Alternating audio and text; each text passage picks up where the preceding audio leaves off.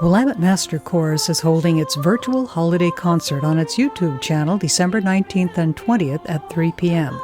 And like its entire concert series this season, it's free. We asked Artistic Director Dr. Paul Clemmy to tell us what's on the program and the amazing story behind these virtual concerts. Hello, Dr. Clemmy. Nice to see you again. The last time we talked, I know it was about the Veterans Day concert, your first virtual Veterans Day concert. How did that go? Wendy, hello. Thank you for asking. I am so proud of the Willamette Master Chorus. We have conquered our first virtual concert. It was a great success, and we were able to celebrate and honor our veterans in November, and we're looking forward to our holiday concert coming up soon. What am I looking at here? It says the holiday concert with the Trail Band Sextet and new arrangements of carols and guest performers separately and together. That's the fun part. I want you to talk about how you do this separately and together. Perhaps maybe your audience knows that when we do a virtual choir, that means every member of the choir has to submit their own cell phone recording. And in this case, members of the Trail Band Sextet had to make their own cell phone recording. And I'm also pleased to tell you that we are collaborating with the Judson Middle School Concert Choir here in Salem.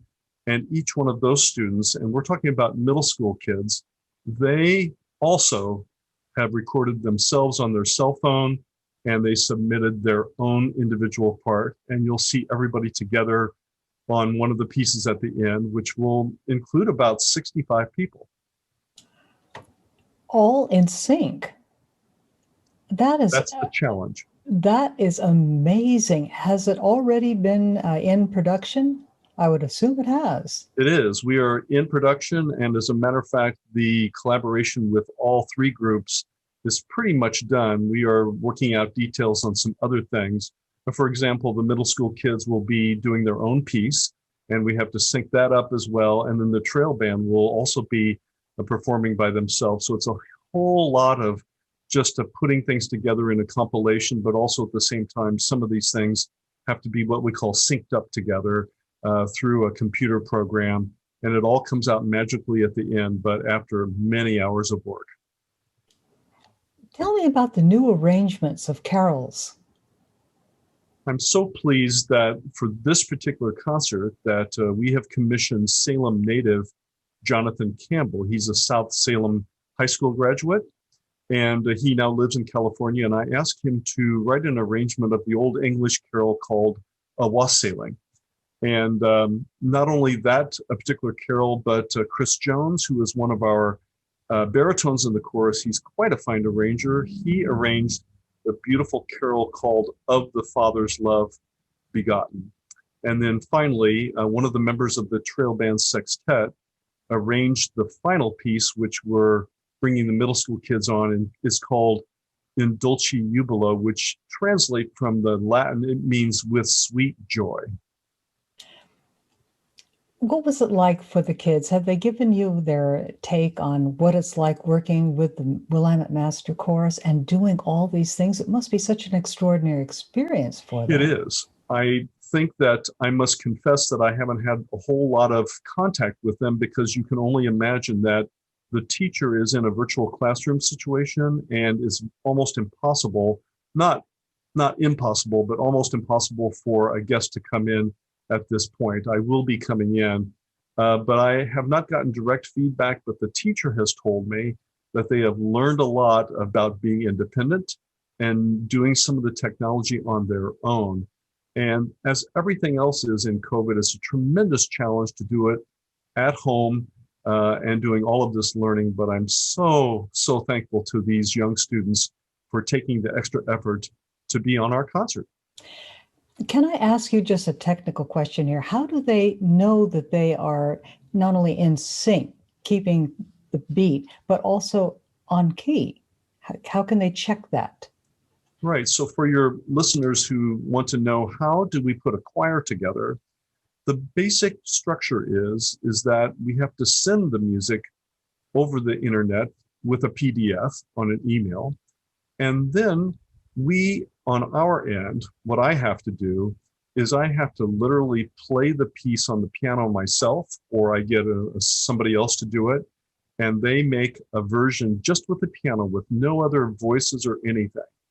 Then I take that recording and I make a video of myself conducting. We put those two things together, and then we send it in an email to the student.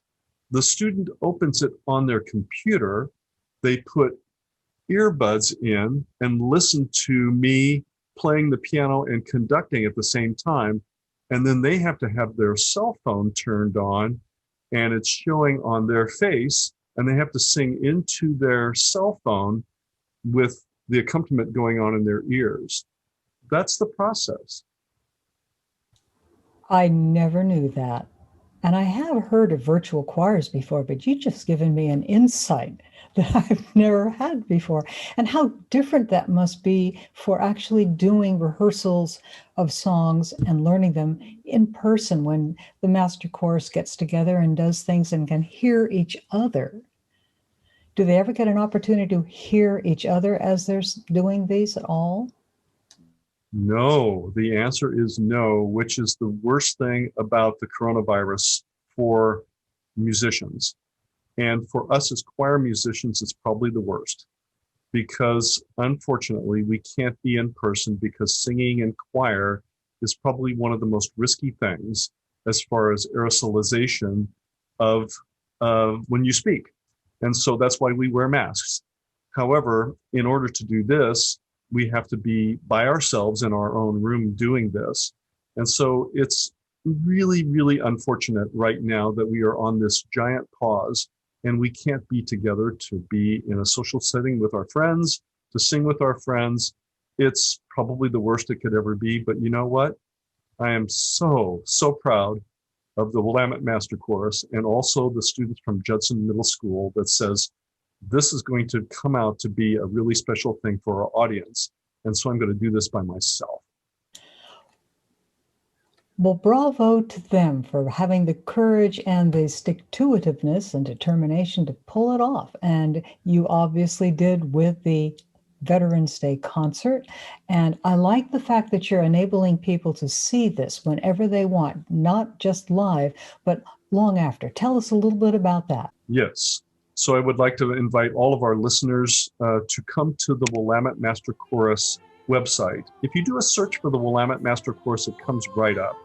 But basically, our address is www.willamettemasterchorus.org.